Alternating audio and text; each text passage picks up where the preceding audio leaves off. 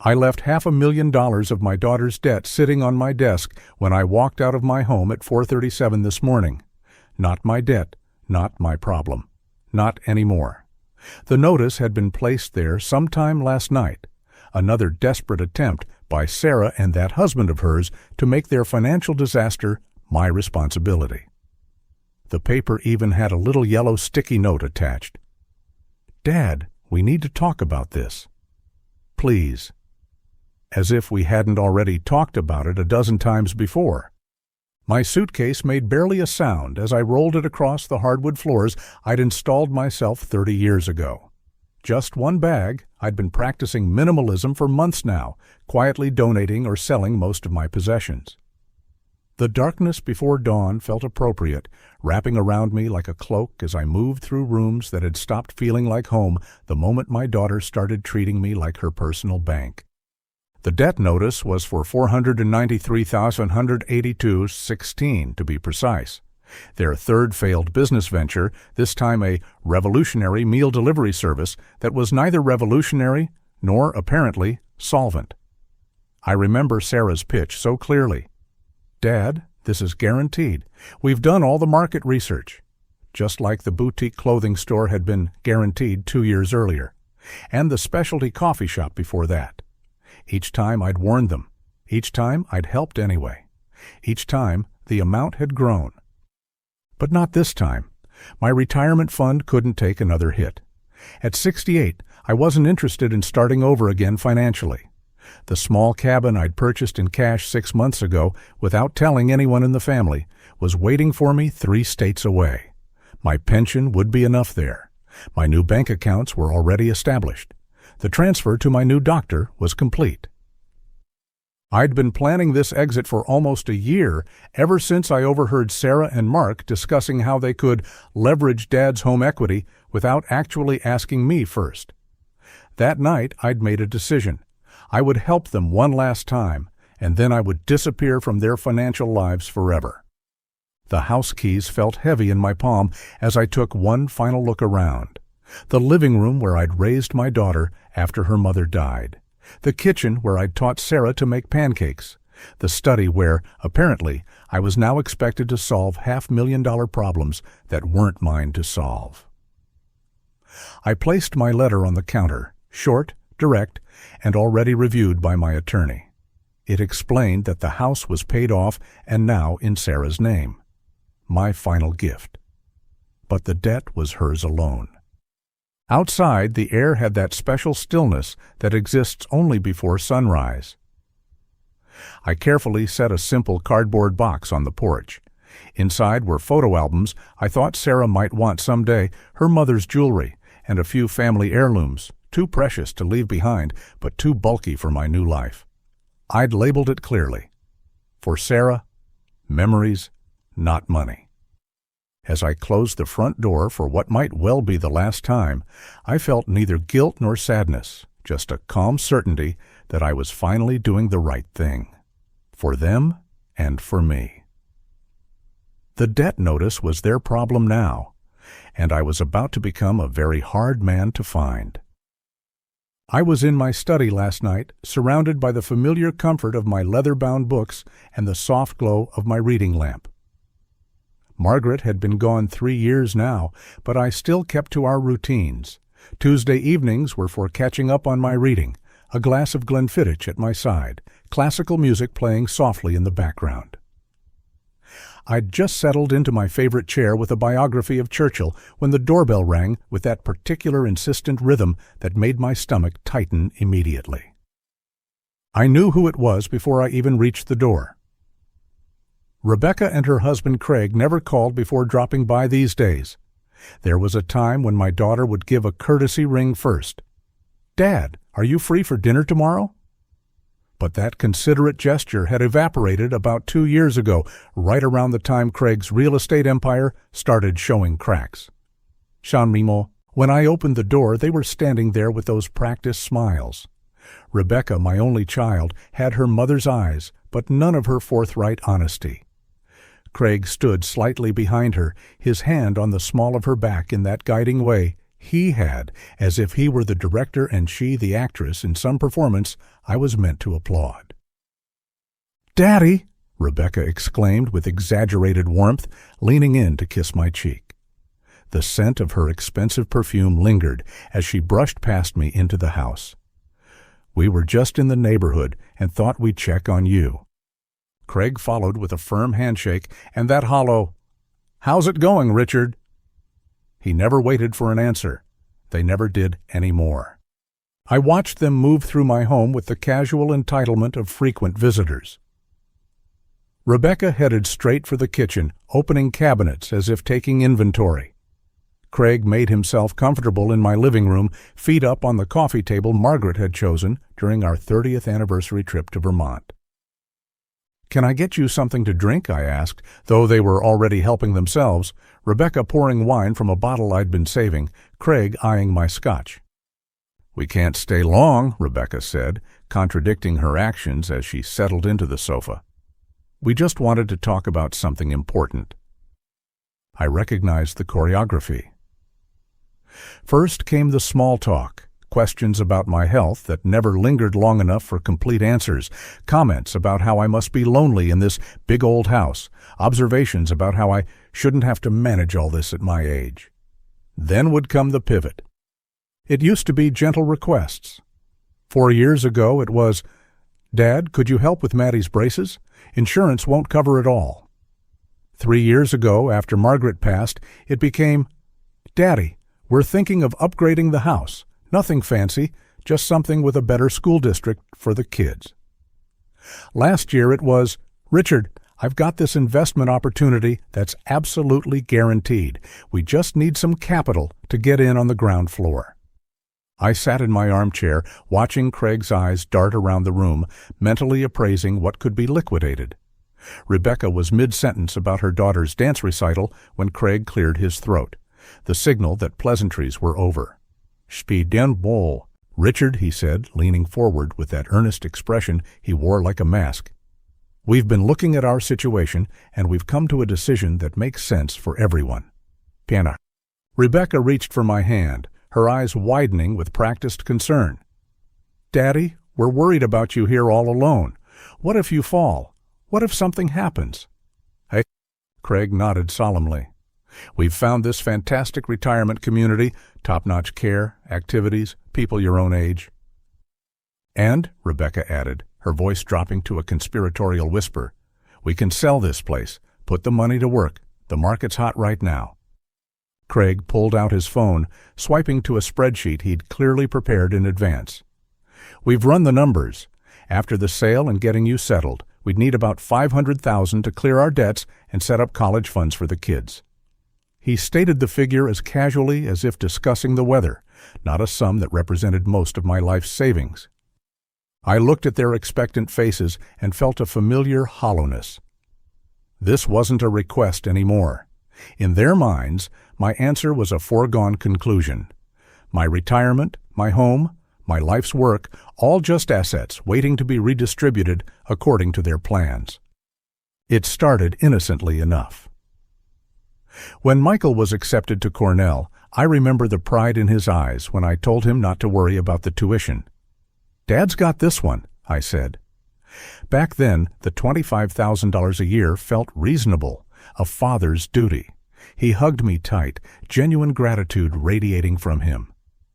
"I'll make you proud, Dad," he promised. And for a while, he did. Made the dean's list his first 2 years. Called every Sunday to update me on classes, thanked me repeatedly for the opportunity. The car dealerships were doing well by then. I'd expanded from 1 Ford franchise to 3 locations across the county, then added Toyota and Honda by the mid-90s. The recession barely touched us. People always need cars, and I'd built a reputation for honest pricing. The money flowed steadily, and sharing it with my only son felt natural. After all, what was I working for if not to give him advantages I never had? When Michael graduated and wanted to move to Boston with his college girlfriend, later his wife, I wrote a check for $200,000 toward their first home. "This is too much, Dad," he said, eyes welling up as he stared at all those zeros. He insisted on calling it a loan, though we both knew better. I still have the thank you card they sent, with a photo of them standing in front of that Colonial in Newton. "You made our dreams possible," Sarah had written. I kept that card in my desk drawer for years. The gratitude was real then. You could feel it in the way they'd insist on picking up dinner tabs when I visited, though I never let them. The way Michael would call for advice, not just money. The way they'd drive 4 hours to spend weekends with me, Sarah bringing her homemade apple pie because she knew it was my favorite. But something shifted after Michael's first business venture failed. He'd quit his consulting job to start an import business that collapsed within 18 months. I covered the $175,000 in debt without hesitation. "Everyone fails sometimes," I told him. "Edison failed 1,000 times before the light bulb." He seemed grateful, but there was something different in his eyes. Less shame than I expected, more expectation. His second venture, a restaurant, burned through $320,000 of my money before closing. By then, the thank yous had become perfunctory, brief acknowledgments rather than expressions of genuine appreciation. The visits grew less frequent. Calls became transactional, usually preceding requests for more capital. As my dealership empire grew to 11 locations across 3 states, Michael's sense of entitlement grew alongside it. The asks became bolder, the justifications thinner.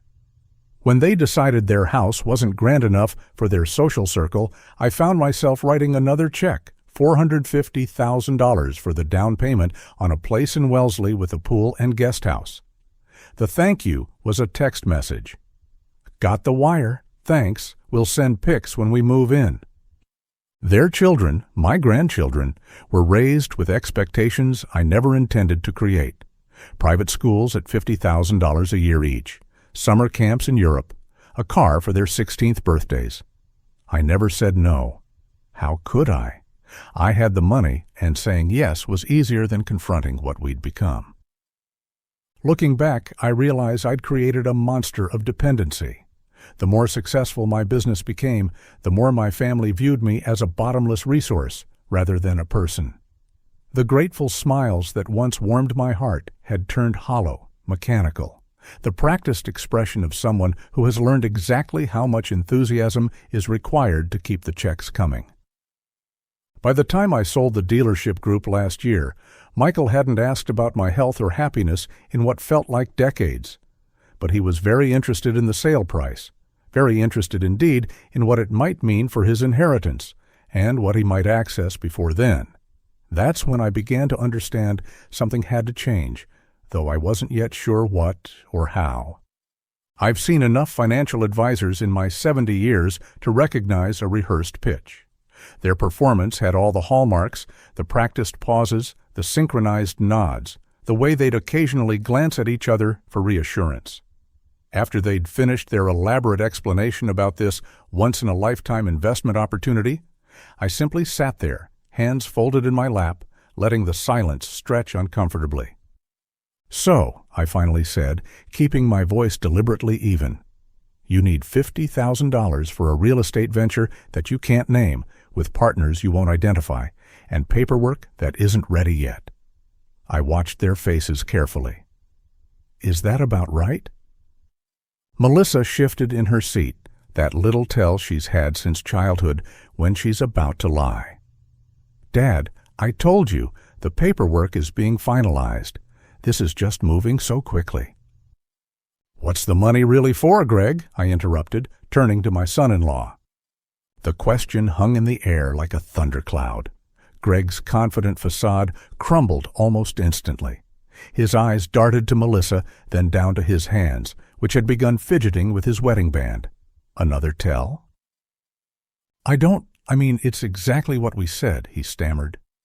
"Is it the Riverside Casino?" I asked quietly. The color drained from Greg's face. Melissa's expression hardened into something I barely recognized. "How did you—" Greg began before Melissa cut him off with a sharp look. "That's ridiculous," she snapped, but her voice lacked conviction.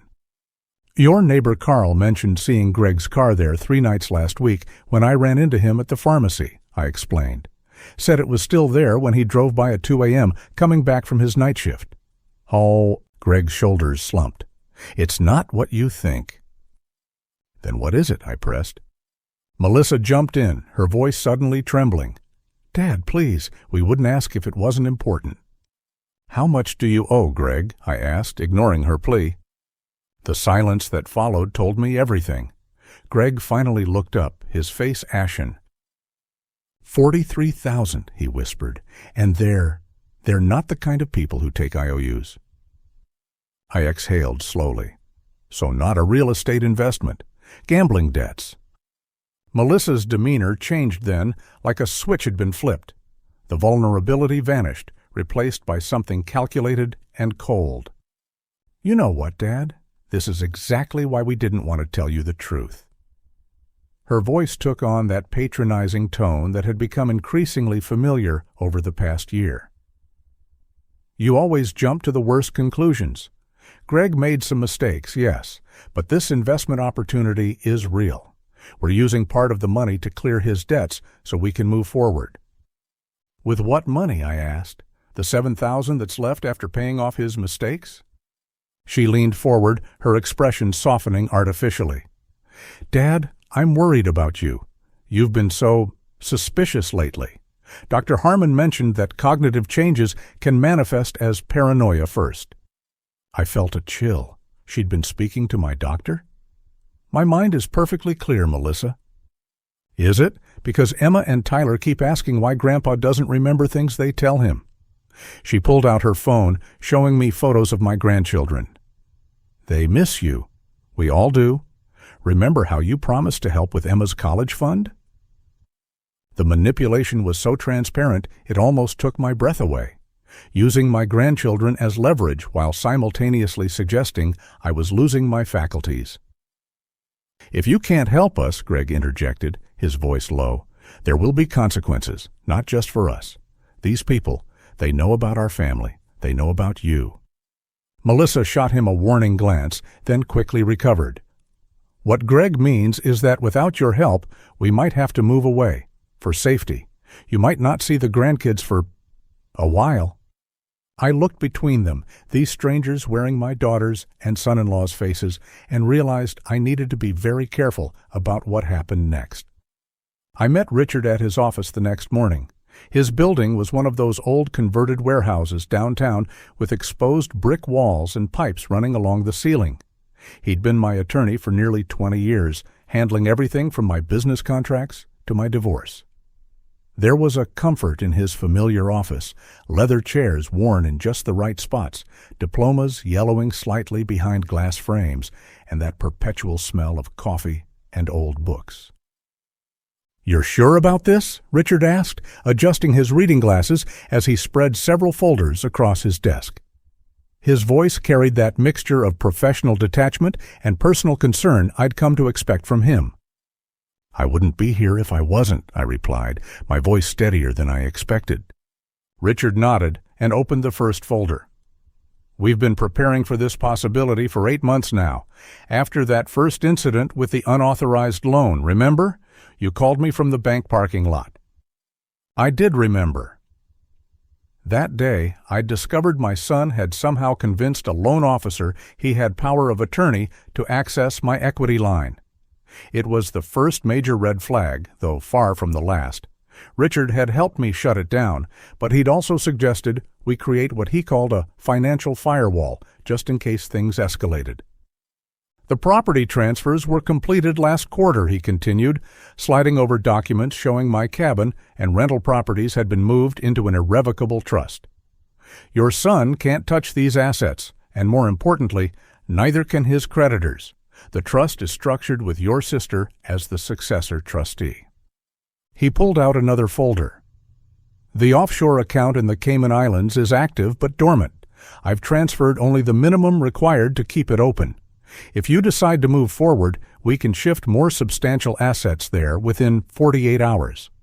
Pearl." Richard paused, removing his glasses and rubbing the bridge of his nose. "Jim, I've known your family for a long time. I was there when you bought your son his first car. I handled the paperwork when you helped him with the down payment on his house. His voice softened. Are you absolutely certain there's no other way? I appreciated his hesitation. Richard wasn't just a legal advisor, but someone who'd witnessed the better years, when my relationship with my son wasn't defined by financial manipulation and broken promises. I've given him chances, Richard, more than I can count.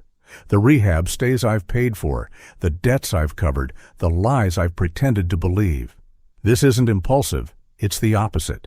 It's the reluctant conclusion after years of trying everything else. He nodded slowly, then reached for another document. The revised power of attorney paperwork explicitly excludes him from making any financial decisions on your behalf.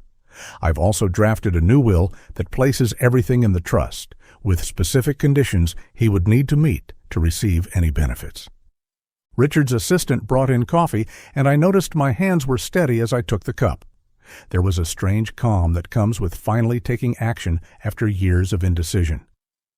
The hardest part, Richard said, his voice lower now, is that legally severing these ties is straightforward. The paperwork is just paperwork. But I know what this costs you personally. He looked up at me, his eyes showing the weight of helping dismantle a family relationship he'd watched develop over decades. Sometimes protection requires distance, I said, repeating something my therapist had told me months ago. Richard gathered the documents into a neat pile. Everything's ready. We just need your signatures on these forms, and then I'll file them immediately. By this time tomorrow, your financial firewall will be complete. As I signed each document, I felt a mixture of grief and relief. The pen seemed heavier with each signature, but my resolve didn't waver. I was protecting what I'd spent a lifetime building, not just for myself, but for the rest of my family who depended on me. When I finished, Richard promised to call me once everything was filed. As I stood to leave, he asked one final question that would stay with me for days afterward. What will you say when he calls you?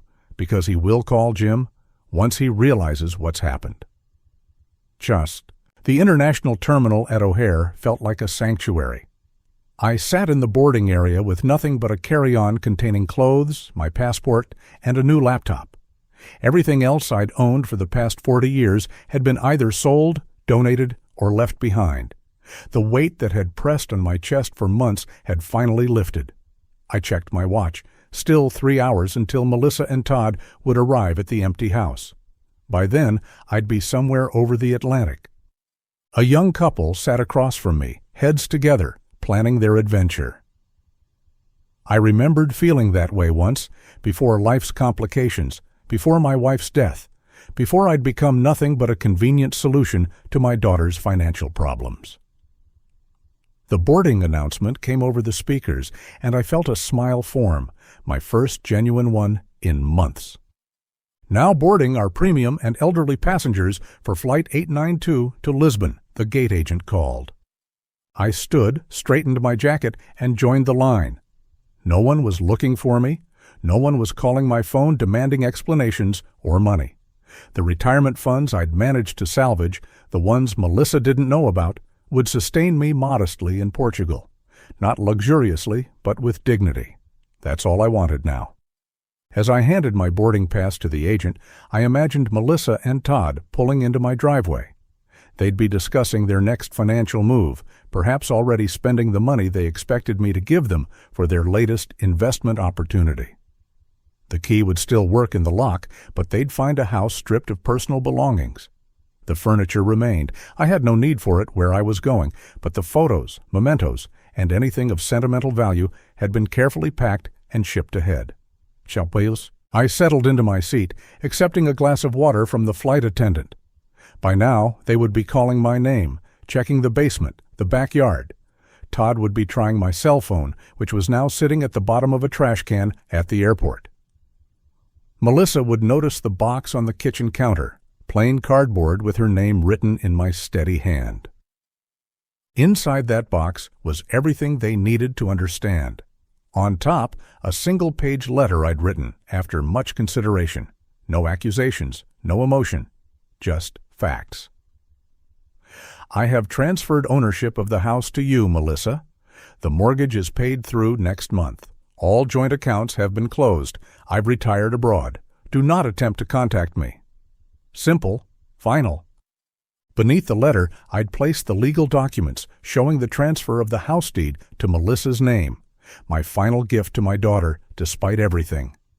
Next came the loan documents, copies of every check I'd written to them over the past 5 years, totaling nearly $180,000, each one marked loan, though we all knew they were never meant to be repaid. Chuck. The most damning contents came next. Printed bank statements showing Todd's gambling transactions, screenshots of online poker accounts, and credit card statements revealing cash advances taken at casinos across 3 states. I'd been gathering this evidence for months, ever since I discovered the second mortgage they'd taken out on my house using forged documents. A discovery I'd kept to myself while making my exit plan. The plane began to taxi, and I leaned back in my seat, eyes closed. By now, they would be frantically checking their phones, discovering that the joint accounts had been emptied and closed 3 days ago. Melissa would be reading my letter, her face transitioning from confusion to anger to the dawning realization that I knew everything. Todd would be pacing, making excuses, perhaps already blaming me for their problems. As the plane lifted off American soil, I felt no guilt, only relief. I had supported them through genuine hardships and foolish decisions alike. I had been patient through lies and manipulation. But discovering they had mortgaged my home, the home where I'd raised Melissa, where her mother had spent her final days, that was the end. Some betrayals can't be forgiven. The captain announced we had reached cruising altitude. I accepted a blanket from the flight attendant and settled in for the long journey. Ahead of me lay a small apartment in Lisbon's Alfama district, a modest but peaceful retirement, and the freedom to live my remaining years on my own terms. Behind me, in that kitchen, my daughter was learning that actions have consequences, even when they're delivered in a plain cardboard box. I was sitting on the balcony of my hotel room in Costa Rica, watching the sunrise over the Pacific. The morning air was thick with humidity, but the gentle ocean breeze made it pleasant. I had a cup of local coffee in my hand, rich and earthy, nothing like the overpriced designer stuff Melissa always insisted on buying. My phone buzzed with a notification, then another, and another. I'd muted most of my social media accounts before leaving, but I'd kept notifications on for Melissa's posts. Call it morbid curiosity or a father's lingering concern. Either way, I needed to know what was happening back home. The first post appeared around 7 a.m. my time, which meant it was early morning back in Connecticut. Melissa had posted a selfie, her eyes puffy from crying, with the caption, "Woke up to find my own father has abandoned me. Can't access any accounts. What kind of monster does this to his own daughter?" Within an hour, there were 3 more posts. One was a long paragraph about how she was the victim of financial abuse, how I had controlled everything and then vanished without warning. The comment section filled quickly, her friends expressing shock and outrage on her behalf. I took another sip of coffee and scrolled through them, feeling a strange detachment, like I was watching a movie about someone else's life. By midday, the tone had shifted. "If anyone has seen my father, please contact me immediately. This is an emergency." Then, "Dad, if you're reading this, please come home. We can work this out." The desperation was setting in. I zoomed in on the background of one of her photos. She was in my home office, drawers pulled open, papers scattered everywhere, looking for anything that might lead to hidden money, I supposed. Around 2 p.m., anger took over. "Just found out my father emptied our joint business account before disappearing. 30 years of building a business together, and he steals everything. Who does that?" This post got fewer sympathetic responses. One of our longtime clients commented, "Melissa, your father mentioned concerns about business finances to me months ago. He said you weren't being transparent about expenses." Another wrote, "Wait, wasn't that the account you used to buy your new Mercedes last month?" The truth was starting to seep out. I ordered lunch from the beachside restaurant, grilled mahi-mahi with mango salsa, and watched the social media meltdown continue. By late afternoon, Melissa posted a screenshot of her bank account showing multiple declined transactions. Can't even buy groceries. My own father has left me destitute. Shake. One of her friends, Janine, who'd always seen through Melissa's manipulations, commented, "Destitute people don't post from $100-200 phones or wear Cartier watches in their crying selfies." That comment got deleted within minutes. The most revealing moment came when Melissa's husband, Mark, finally chimed in on one of her posts. "Maybe you should tell everyone about the credit cards I just found? The ones in your father's name that I never knew existed?" That post disappeared quickly too, but not before it collected dozens of reactions. As evening approached in Connecticut, Melissa posted a video from our front window. A man in a suit was walking up the driveway. "Now there are creditors showing up at the house. I don't even know what this is about." In the background, I could hear Mark saying, "Maybe you should stop posting and actually talk to them." I put my phone down and walked to the edge of my balcony. The sun was setting now, painting the sky in brilliant oranges and pinks. I felt a complicated mix of emotions. Vindication, yes, but also a deep sadness. This was my daughter, after all. The little girl I'd taught to ride a bike and helped with math homework. Somewhere along the way, she'd become someone I no longer recognized. I picked up my phone one last time before dinner.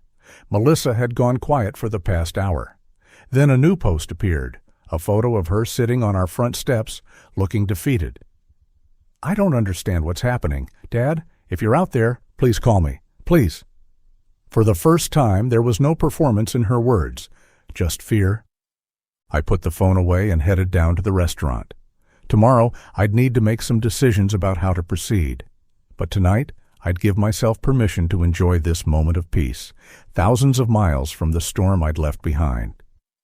My attorney, Marvin, called me every Friday afternoon with updates. I came to both anticipate and dread these calls.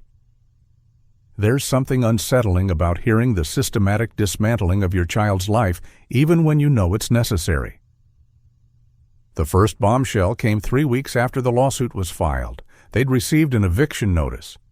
Apparently, they hadn't paid rent in 4 months, using my money instead to maintain appearances.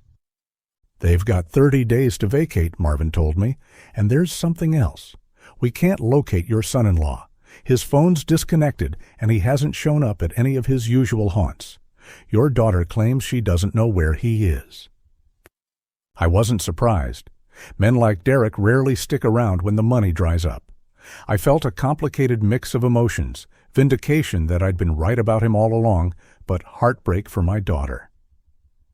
No matter how angry I was, I never wanted her to face abandonment. When I hung up the phone, I sat on my porch swing for nearly an hour, watching the neighborhood children play across the street, wondering where I'd gone wrong as a parent. The following week, Marvin reported that Amanda had taken a job at a coffee shop downtown, her first minimum wage position since high school. I remembered how she'd once declared she was too good for service work. Now she was learning what real work felt like, standing on her feet for 8-hour shifts, dealing with impatient customers. Part of me felt satisfied that she was finally understanding the value of honest labor, but another part ached, knowing how humiliated she must feel. I drove by the coffee shop once, not to confront her, but just to see with my own eyes. Through the window, I could see her behind the counter, hair pulled back in a simple ponytail instead of her usual salon-perfect styling. She looked tired but focused. I didn't go in. We weren't ready for that yet. The luxury items went next. Marvin's investigator reported seeing Amanda selling her designer handbags and shoes online. The diamond tennis bracelet Derek had given her for their anniversary, purchased, I now knew, with my retirement funds, went to a pawn shop. Her leased BMW disappeared, replaced by a 10-year-old Honda she bought with cash from selling her jewelry. By month 2, she'd moved from their fancy downtown apartment to a small one-bedroom in a modest complex on the east side. It wasn't a bad neighborhood, just ordinary. the kind of place where people live within their means. My neighbor Elaine's daughter lived in the same complex and reported seeing Amanda at the laundromat with a roll of quarters, learning to do her own laundry at 34 years old. She's keeping a budget notebook, Marvin told me during one of our calls. My investigator saw her at the grocery store comparing prices, using coupons. She's tracking every penny. That detail brought tears to my eyes. I remembered trying to teach her about budgeting when she was a teenager, but she'd always rolled her eyes, insisting that money problems were for other people. Now she was learning the hard way what I'd failed to instill. The severity of it all sometimes kept me up at night. Was I being too harsh? Should I reach out? But then I'd remember the coldness in her voice when she dismissed my concerns about money, the casual way she'd lied to me for years. This wasn't just about punishment. It was about growth. Some lessons can only be learned through consequence. Still, I kept a small fund set aside, money I never told Marvin about.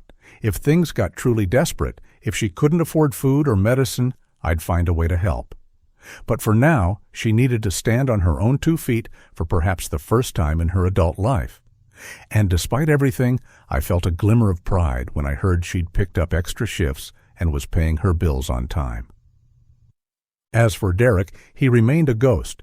Rumor had it he'd fled to Florida, where his parents had a vacation home. He hadn't even said goodbye to Amanda. In the end, he proved to be exactly who I thought he was. I just wished my daughter hadn't had to learn that lesson at such a high cost. But sometimes the most expensive lessons are the ones that stick with you the longest. I was about to learn that myself when Amanda finally reached out to me. I hadn't planned to go back to Ridgewood Country Club. For nearly 40 years, I'd been a fixture there. Golf on Saturdays, board meetings, charity galas. But after everything fell apart, I couldn't bear to face those people. Not after they'd watched my family's disgrace play out in real time, whispered about it over martinis, dissected it during their tennis matches. 6 months of self-imposed exile had been enough, though. I wasn't the one who should be hiding. Ciao. I chose a Tuesday afternoon, knowing it would be quiet. Just the regular crowd of retired executives and ladies who lunch. I wore khakis and a simple polo, nothing that would draw attention. The hostess didn't recognize me, which was both a relief and slightly wounding. She seated me at a corner table overlooking the 18th green, where I had a view of the entire dining room. That's when I saw her. Alexandra, my daughter, dressed in the club's standard black pants and white button-down, carrying a tray of iced teas to a table of women I recognized immediately. Barbara Whitfield, Suzanne Carrington, and Diane Miller. The Thursday foursome, they called themselves. They'd been at our home countless times for dinner parties. Their husbands had invested in my company. Their daughters had been Alexandra's bridesmaids. She looked thinner, her once perfect blowout now pulled back in a simple ponytail. The designer watch was gone from her wrist, but she moved with the same grace, smiling as she set down each glass, asking if they needed anything else. They barely looked up at her, continuing their conversation as if she were invisible. I watched Barbara snap her fingers when she wanted a refill, not even using Alexandra's name. I sat there for nearly an hour, nursing a club soda, watching my daughter serve people who had once treated her like royalty. She was efficient, professional. Occasionally, I caught a glimpse of fatigue in her eyes when she turned away from a table, but she never dropped the pleasant demeanor. This wasn't the entitled young woman who had helped destroy everything I'd built. When she finally noticed me, she froze mid-step, water pitcher clutched in her hand. For a moment, I thought she might turn and walk away. Instead, she finished serving her table, then made her way over, her face a careful mask. "What are you doing here?" she asked, her voice low, tight with anger. "Come to see how far I've fallen?" "No," I said simply. "I came to see how you were doing." She glanced around, conscious of being watched. "I get off at 4. Wait for me in the parking lot if you want to talk." 2 hours later, we sat in my car, the silence between us heavy with 6 months of unspoken words. She looked out the window, her profile so like her mother's, it made my chest ache.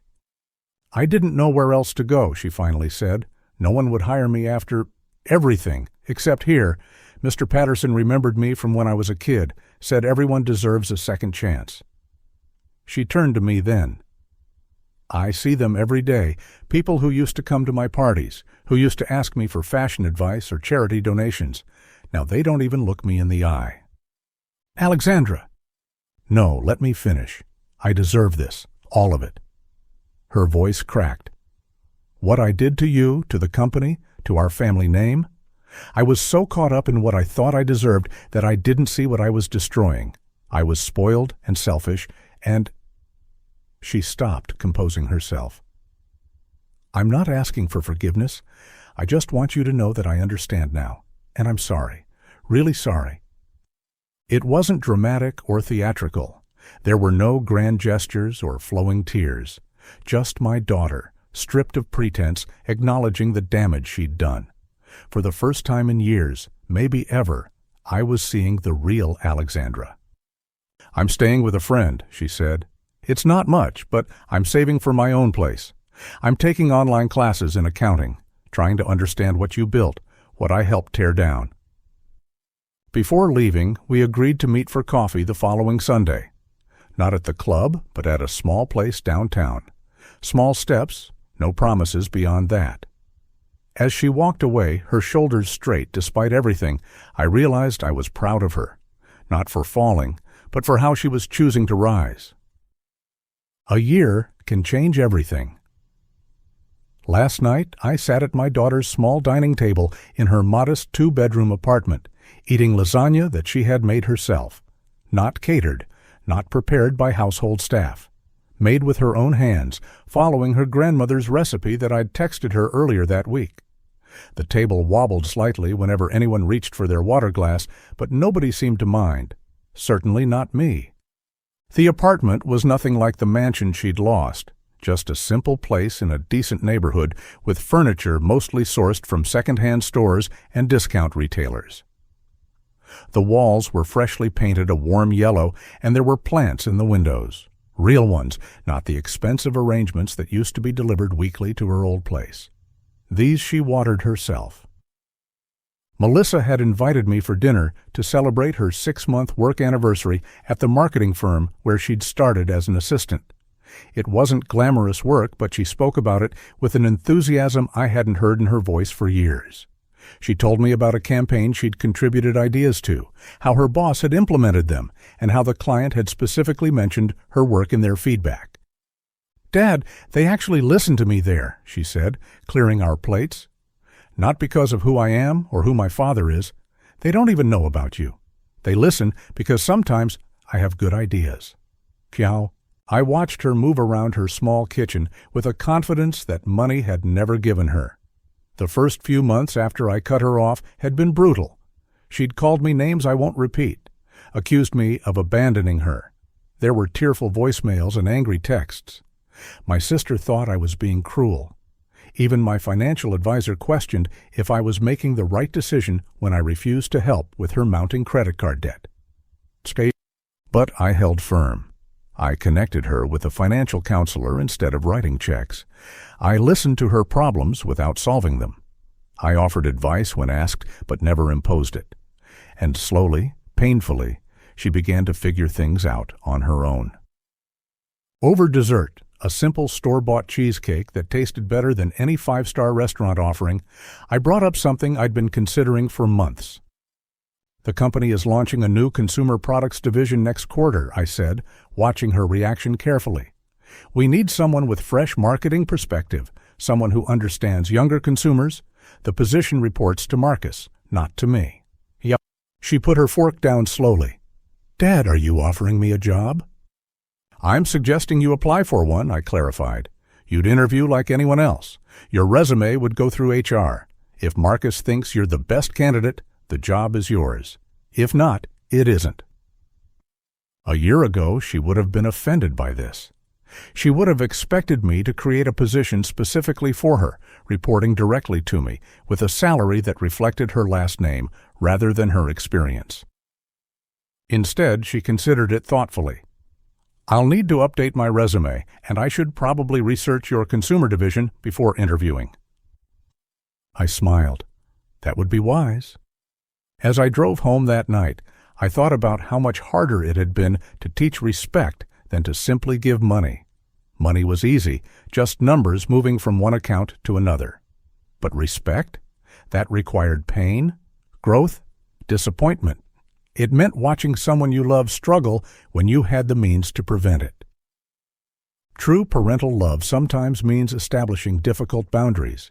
It means being willing to be the villain in your child's story for a while, if that's what they need to write their own next chapter.